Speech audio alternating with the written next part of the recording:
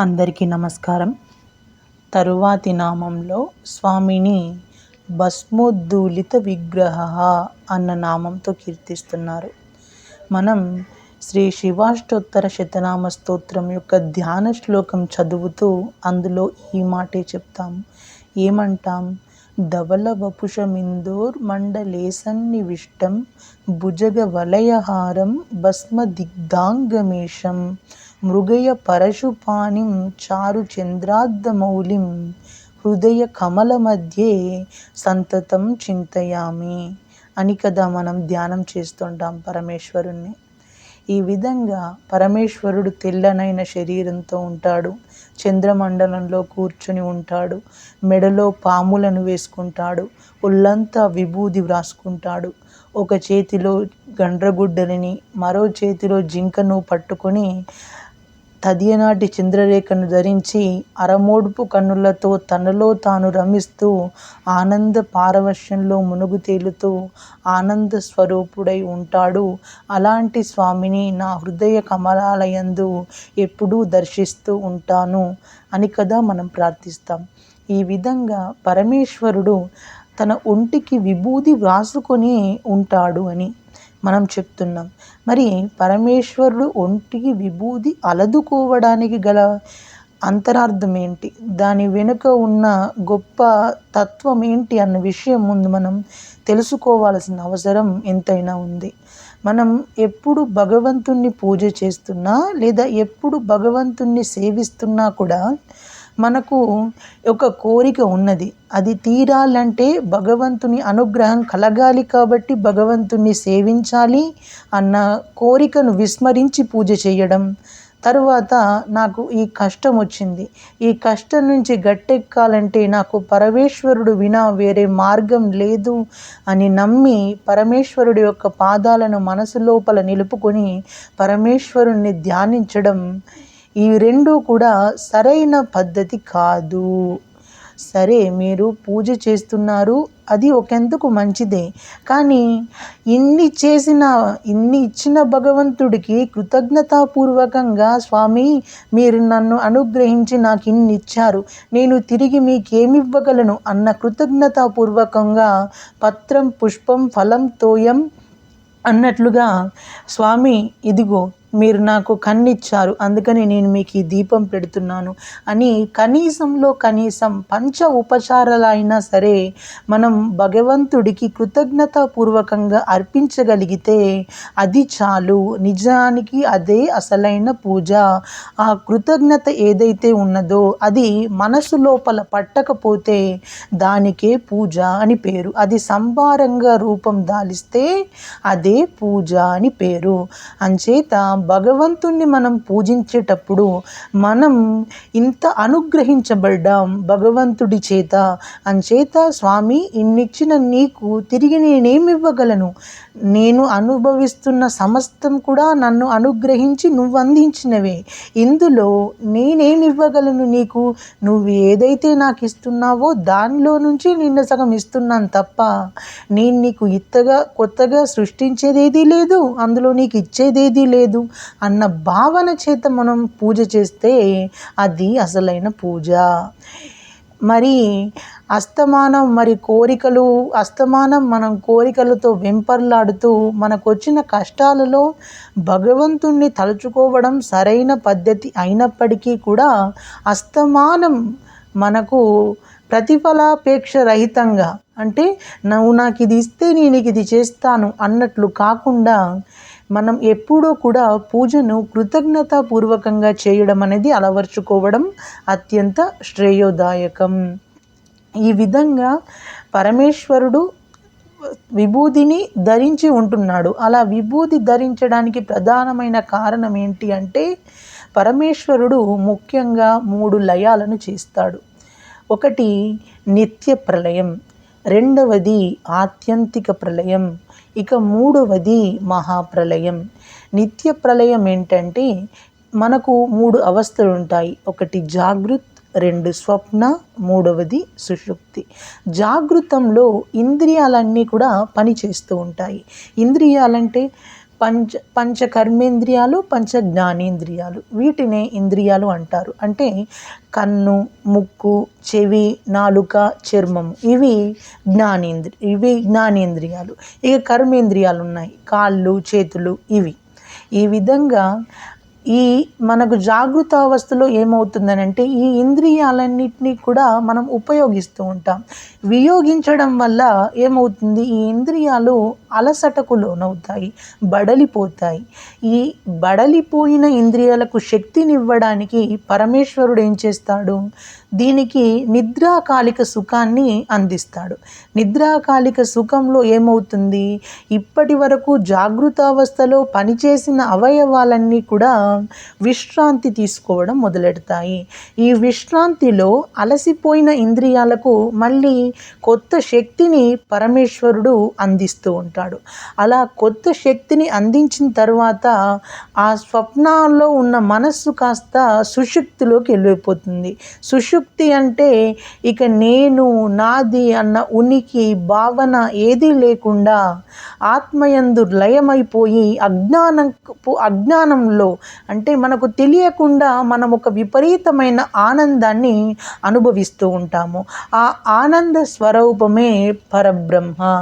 కానీ మనం అనుభవించే ఆ ఆనందం చూడండి, మనం నిద్రలో ఉన్నప్పుడు మనకు ఎలాంటి భావోద్వేగాలు కలగవు. బయట మనకు ఎన్ని చికాకులున్నా, ఎన్ని ఇబ్బందులున్నా, ఎన్ని సమస్యలున్నా కూడా అవి మనకు నిద్రలో ఉన్నప్పుడు గుర్తురావు. అన్నింటినీ కొంతకాలం పాటు మనం మర్చిపోతాము. ఎందుకు మర్చిపోతాము అంటే అక్కడ మనస్సు లేదు. ఆ మనస్సు ఏమైంది, ఆత్మలోకి వెళ్ళిపోయింది. ఇందాక చెప్పినట్టు జాగృత్, స్వప్న, సుషుప్తి. ఈ విధంగా జాగృతి, స్వప్న, సుషుప్తి తరువాత తురీయం అనే అవస్థ కూడా ఉంటుంది. దాని గురించి నేను మీకు తర్వాత చెప్తాను. ఈ విధంగా మనస్సు లేనంత వల్ల మనకు ఒక విపరీతమైన హాయి కలుగుతూ ఉంది. అందుకని ఎవరైనా బాగా నిద్రపోతే అబ్బా ఈరోజు ఎంత బాగా నిద్రపోయానో అని ఆ హాయి మనస్సు అనేది మనకు వెల్లడిస్తూ ఉంటుంది. ఈ విధంగా మనకు అలసిన ఇంద్రియాలకు శక్తిని అందించి తరువాత మళ్ళీ పుణ్యాచరణం చేసుకోవడానికి, మళ్ళీ ధర్మాచరణం చేసుకోవడానికి మళ్ళీ ఈశ్వరుడు అనుగ్రహించి ఆ అలసిన ఇంద్రియాలకు తిరిగి శక్తిని అందించి మళ్ళీ జాగృత్, మళ్ళీ స్వప్న, మళ్ళీ సుషుప్తి, ఆ తరువాత తురీయం. ఈ విధంగా ఇది కొనసాగుతూనే ఉంటుంది. ఈ విధంగా పరమేశ్వరుడు మనల్ని అనుగ్రహించి ఒక రోజంతా కూడా ఈ విధంగా మనకు జాగృతి, స్వప్న, సుషుప్తి రూపంలో మనల్ని అనుగ్రహించి ముందుకు నడిపిస్తున్నాడు స్వామి. మరి అసలు స్వామి సృష్టి చెయ్యాలి అన్న సంకల్పమే లేకుంటే జీవుడికి తాను చేసుకున్న పాపపుణ్యాలను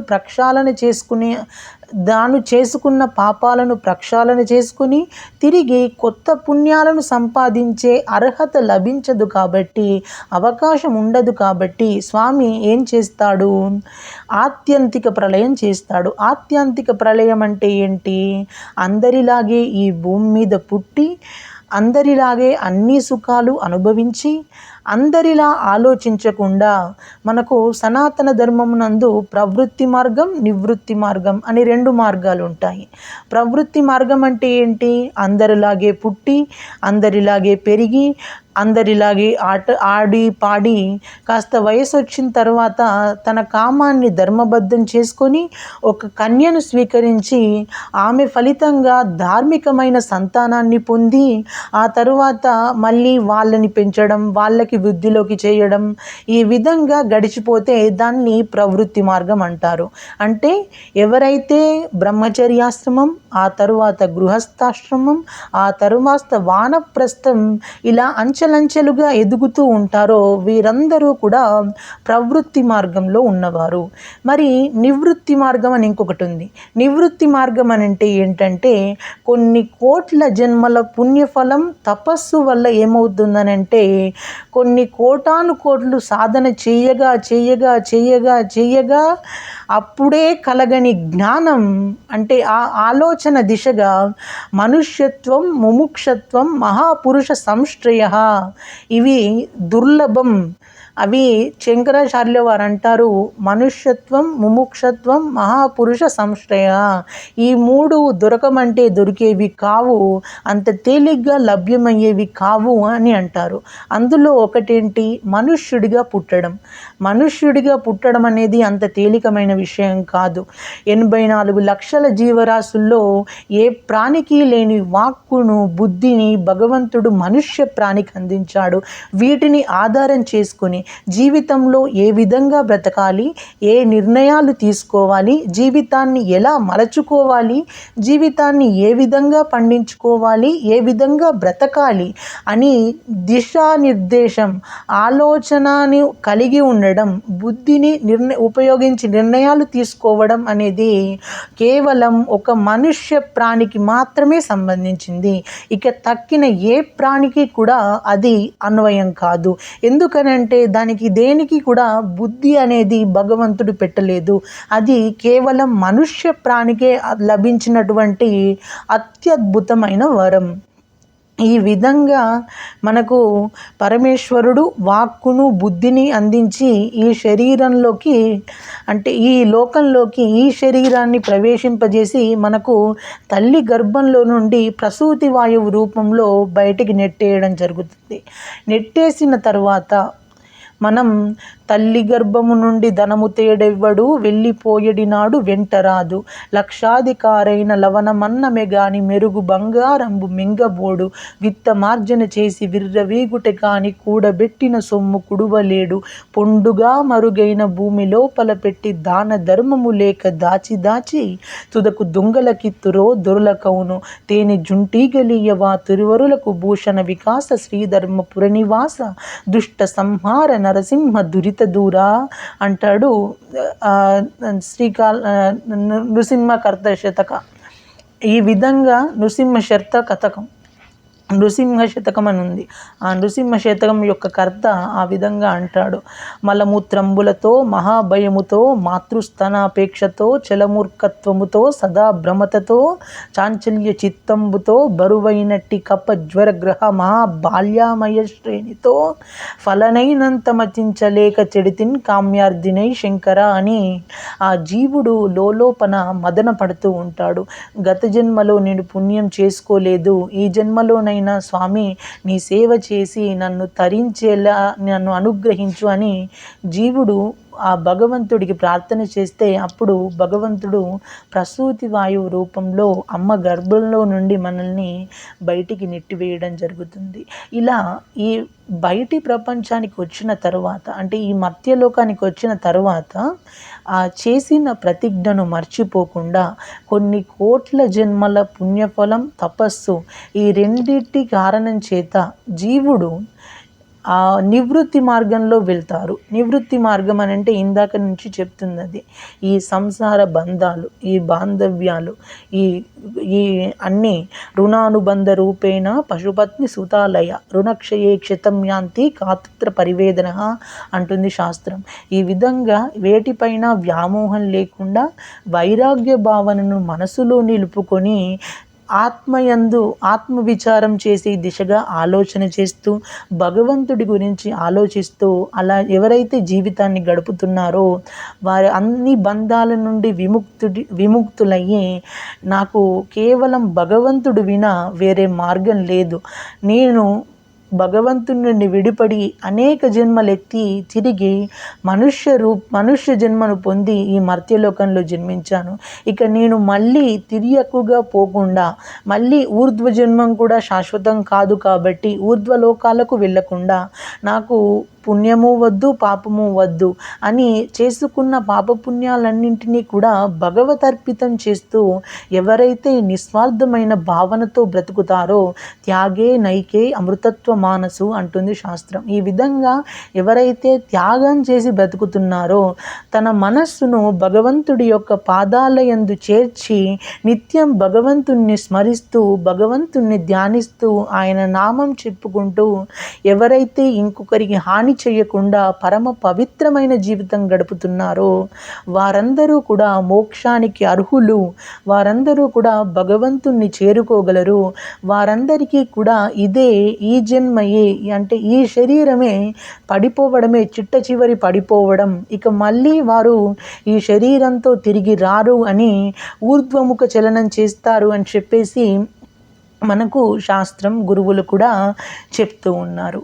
ఈ విధంగా మనకు ఆత్యంతిక ప్రళయం అంటే పరమేశ్వరుడు అందించిన మార్గంలో మనం ఎప్పుడైతే పయనిస్తామో అదే మనం మోక్షానికి చేరుకునే కారణం అవుతుంది. కాబట్టి ఈ విధంగా తాను చెప్పినట్లు ఎవరైతే బ్రతుకుతున్నారో పరమేశ్వరుడు వాళ్ళను అనుగ్రహించి వారికి మోక్షాన్ని కలగజేయడం జరుగుతుంది. ఇది ఆత్యంతిక ప్రళయం.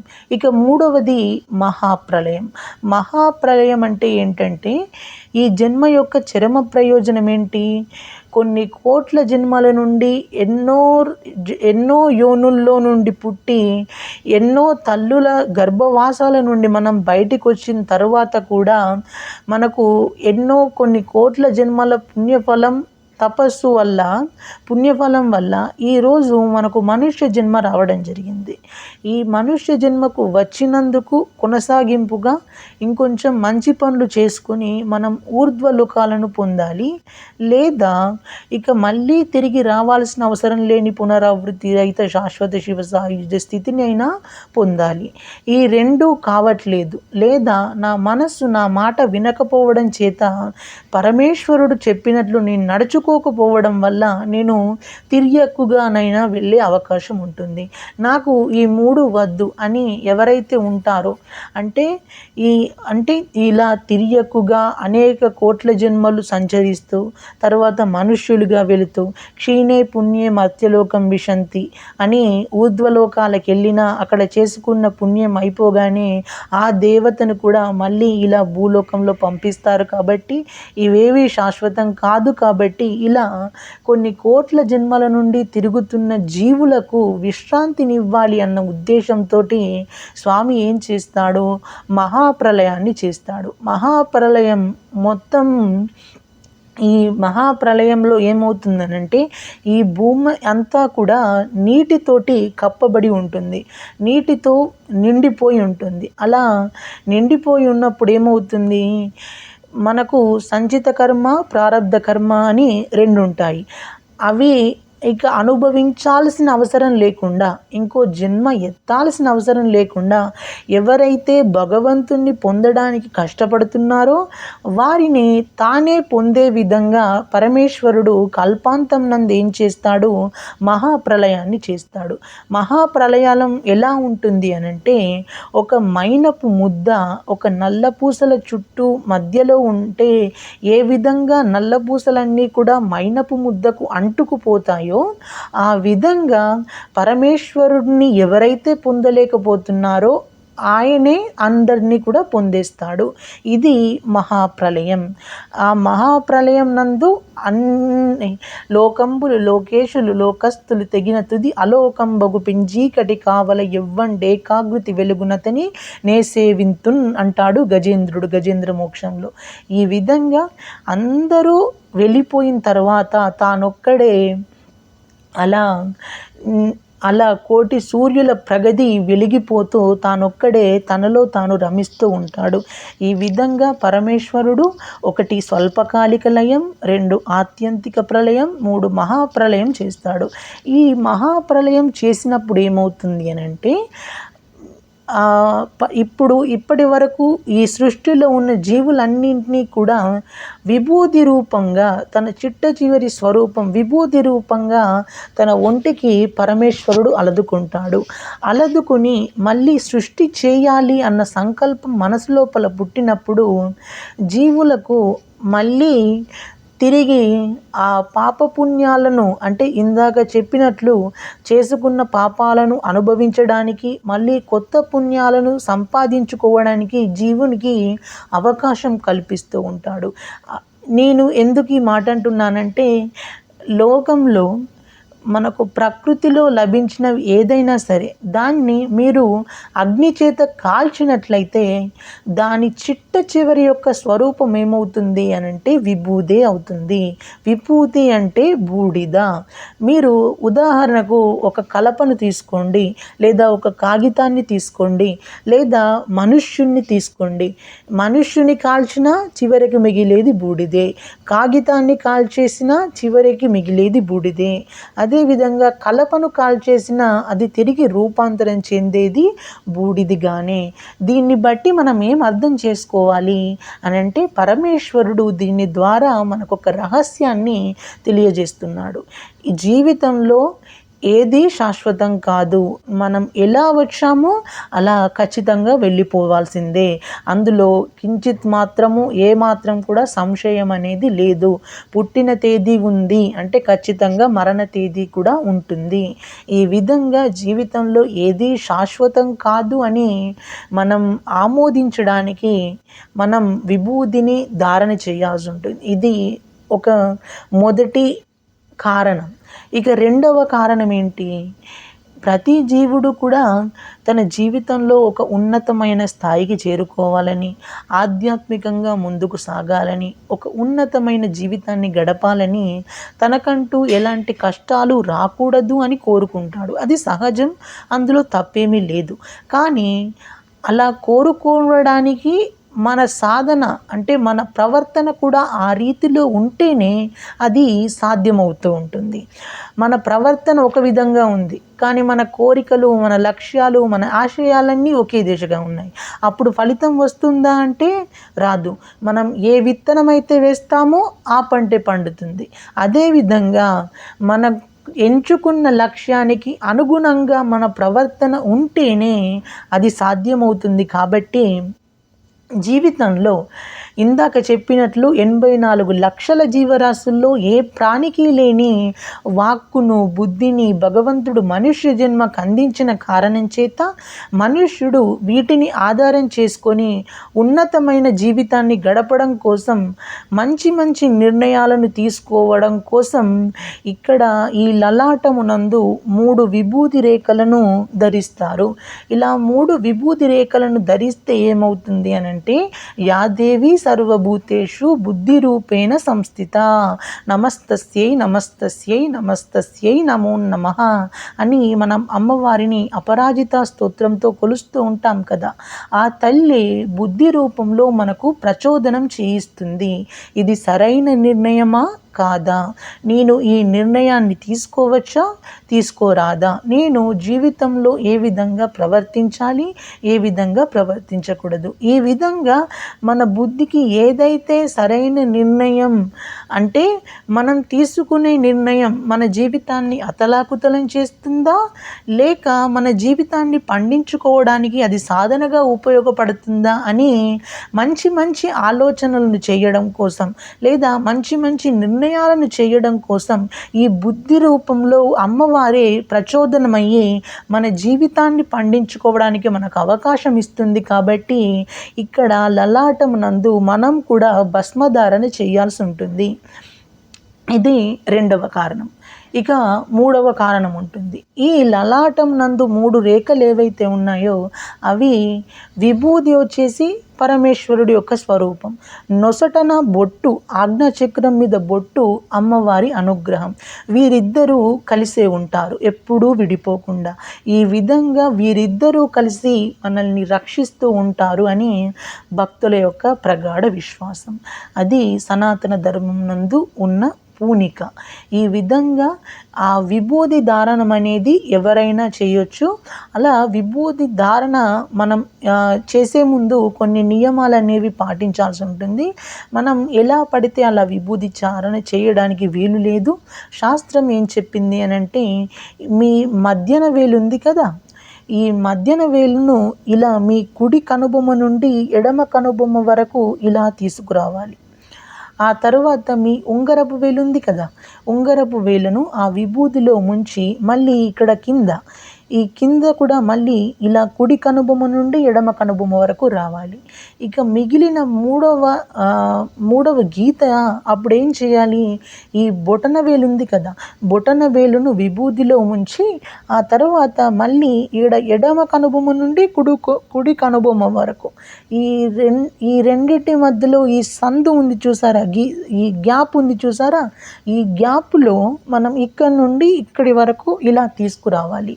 ఇలా తీసుకొస్తే అది అసలైన శాస్త్రోక్తమైన విభూది ధారణ అని మనకు శాస్త్రం చెప్పడం జరిగింది. ఇది మామూలుగా బ్రహ్మచారులు గృహస్థులు చేయొచ్చు. కానీ బ్రహ్మచారులు చేసేటప్పుడు నియమం ఏంటంటే, ఓం త్రయంబకం యజామహే సుగంధిం పుష్టివర్ధనం ఉర్వారుకమివ బంధనాన్ మృత్యోర్మోక్షీయమామృతాత్ అసతోమా సద్గమయ తమసోమా జ్యోతిర్గమయ మృత్యోర్మా అమృతంగమయ. ఓం శాంతి శాంతి శాంతి. ఈ మంత్రాన్ని చదువుతూ బ్రహ్మచారులు ఇలా భస్మధారణ చేయాల్సి ఉంటుంది. అదే మరి గృహస్థులైతే ఏం చేయాలి, సజల విభూతిని ధరించాలి. సజల విభూతి అని అంటే విభూతిలో కాసిన్ని నీళ్ళు వేసుకొని ఎడమ చేతిలో విభూది వేసుకొని దాన్ని నీళ్ళతో తడిపి దానిపైన కుడి చేసి ఈ మంత్రాన్ని చెప్తూ మంత్రం చెప్పడం పూర్తయిన తర్వాత ఆ తర్వాత విభూది వ్రాసుకోవాల్సి ఉంటుంది. అప్పుడు గృహస్థులు ఏం చేయాలి అని అంటే, అగ్నిరితి భస్మ, వాయురితి భస్మ, వ్యోమేతి భస్మ, స్థలరితి భస్మ, జలరితి భస్మ అని ఈ విధంగా శ్లోకం చెప్పి ఆ తర్వాత ఇందాక నియమం అదే విధంగా ఈ విధంగా మనం పరమేశ్వరుడి పాదాలను నమ్ముకొని మోక్షం ఇవ్వగలడు, ఆయన ఎవరికైనా మోక్షం ఇవ్వగలడు అనే మనం నమ్మకంతో ఉన్నాం కాబట్టి, అదేవిధంగా మనం పరమేశ్వరుడు కళ్యాణం, మంగళం, బద్ధం, శోభనం, శ్రేయస్సు అన్నీ సమకూర్చగలడు కాబట్టి పరమేశ్వరుణ్ణి ఆరాధించే వాళ్ళు ఈ విధంగా ఈ నొసటన త్రిపుండ్రాలను ధరించడం జరుగుతుంది. ఈ విధంగా పరమేశ్వరుడు తన ఒంటికి అలా విభూతిని అలదుకోవడం వెనుక గల అంతరార్థం వచ్చేసి ఇది. జీవులందరికీ కూడా మళ్ళీ పునరుత్పత్తి నందు జీవులందరికీ కూడా వారు చేసుకున్న పాపాలను కష్టరూపంలో అనుభవించి మళ్ళీ కొత్త పుణ్యాలను సంపాదించుకొని జీవితాన్ని గట్టెక్కించడం కోసం ఈ విధంగా పరమేశ్వరుడు వారందరినీ విభూతిగా మలచి తన ఒంటికి రాసుకుంటాడు. అలా ఒంటికి రాసుకున్నంత మాత్రం చేత ఆ పరమేశ్వరుడి యొక్క శక్తి ఆ సృష్టికర్తగా మారి ఆ తర్వాత జీవులందరిలో కూడా ప్రసరిస్తుంది. ఈ విధంగా పరమేశ్వరుడు ఇంత చేస్తున్నాడు, మనందరికీ ఇంత ఉపకారం చేస్తున్నాడు కాబట్టి ఇది పరమేశ్వరుడు ఎందుకు విభూది వ్రాసుకుంటాడు అని వెనక గల అంతరార్థం. స్వస్తి. సర్వం శ్రీ ఉమామహేశ్వర పరబ్రహ్మార్పణమస్తు. కృష్ణార్పణ.